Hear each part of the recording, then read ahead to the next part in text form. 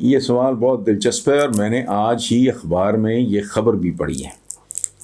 سوال ہے انڈیا سے، شعر نہیں لکھا، نام ہے ان کا نیہا چوپڑا. شعر کا نام نہیں ہے. اور سوال میں نے آج سوال کہتا ہوں، یہ خبر میں نے آج اخباروں میں بھی اپنے لوکل اخباروں میں پڑھی ہے. آپ پہلے سن لیں. نیہا لکھتی ہیں، کل بھارت میں ایک دلچسپ واقعہ دیکھنے میں آیا. یہاں دلہے نے برات والے دن نکاح سے قبل جہیز میں لاکھوں روپے کا مطالبہ کیا تو دلہن کے اہل خانہ نے مل کے دلہا کی پٹائی کر دی، شادی بھی کینسل کر دی. دلہن کے اہل خانہ پہلے 3 لاکھ روپے نقد اور 1 لاکھ روپے کی ہیرے کی انگوٹھی دے چکے تھے، لیکن دلہا کے گھر والے مطمئن نہیں تھے. تو جناب، جہیز ایک ایسی لعنت ہے جو پاکستان اور انڈیا میں برابر پل رہی ہے. ان دونوں ملکوں میں بیٹا اور بھی بہت سی لعنتیں پل رہی ہیں. خیر، جہیز کی وجہ سے کئی لڑکیاں شادی کی عمر گزار دیتی ہیں. بالکل یہاں بھی یہی حال ہے.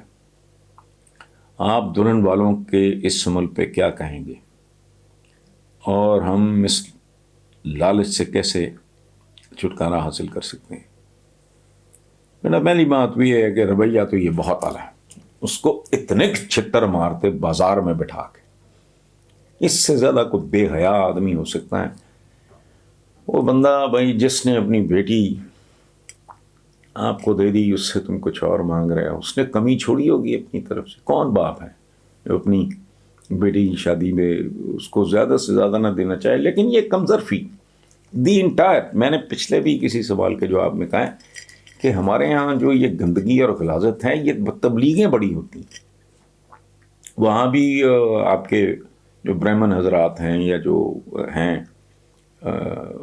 وہاں کے جو تبلیغ کرنے والے ہیں مبلغ، بڑا کچھ کہتے ہوں گے. یہاں بھی بہت کچھ.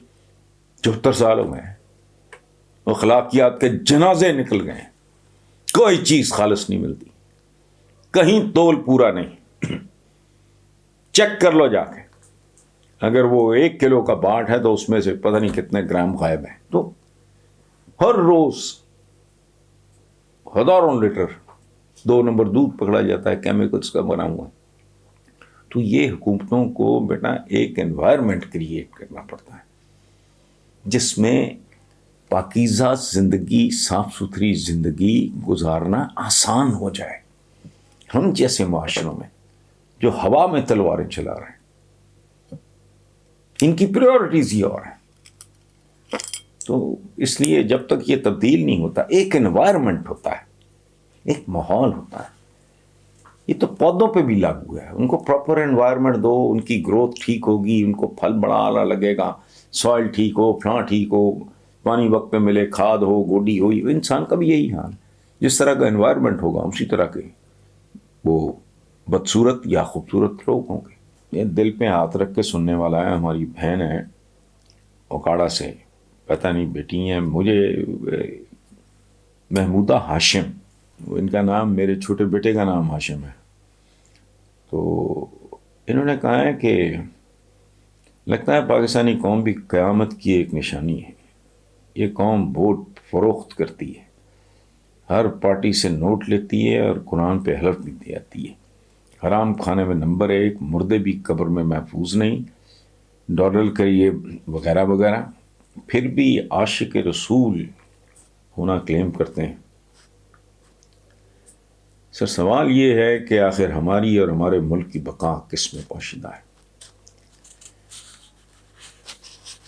بیٹا 20 دسمبر روزنامہ جنگ میرا کالم ہے.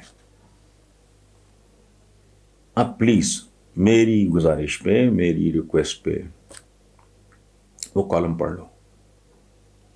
اس میں یہی رونا تفصیل سے رویا ہے. میں لمبے لمبے کالم لکھنے والا آدمی ہوں، لیکن وہ کافی لمبا ہو گیا چونکہ وہ سوال جو میں نے اس میں بیسیکلی اٹھایا میں آپ کے ساتھ شیئر کر لیتا ہوں.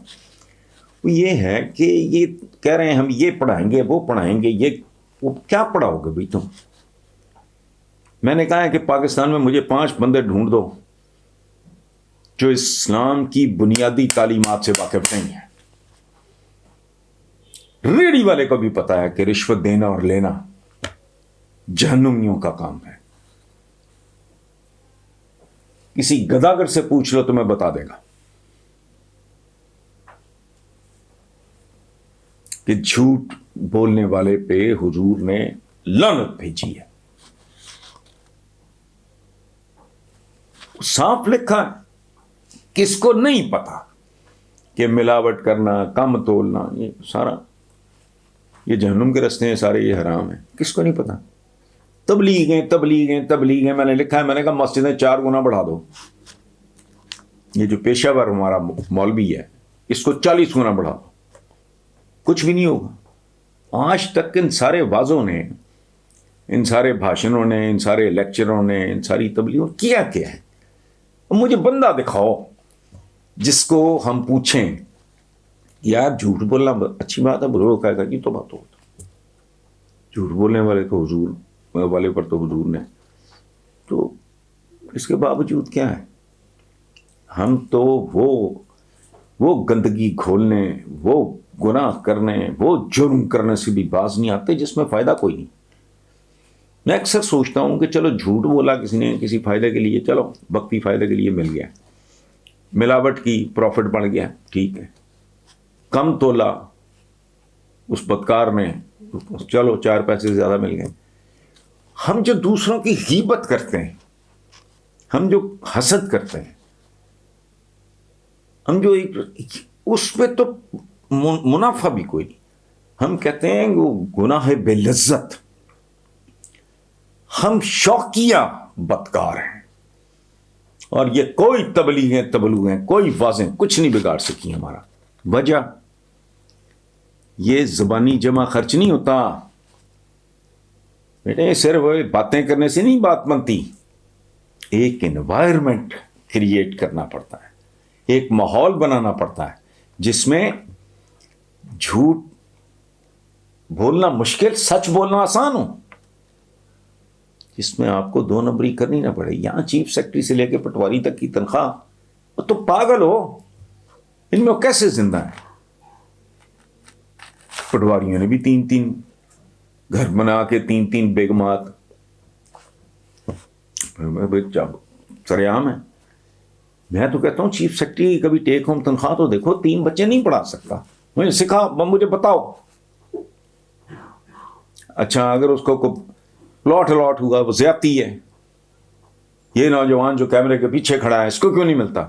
یہ پاکستانی نہیں ہے، تضادستان ہے. یہ جھوٹ پہ سارا سسٹم.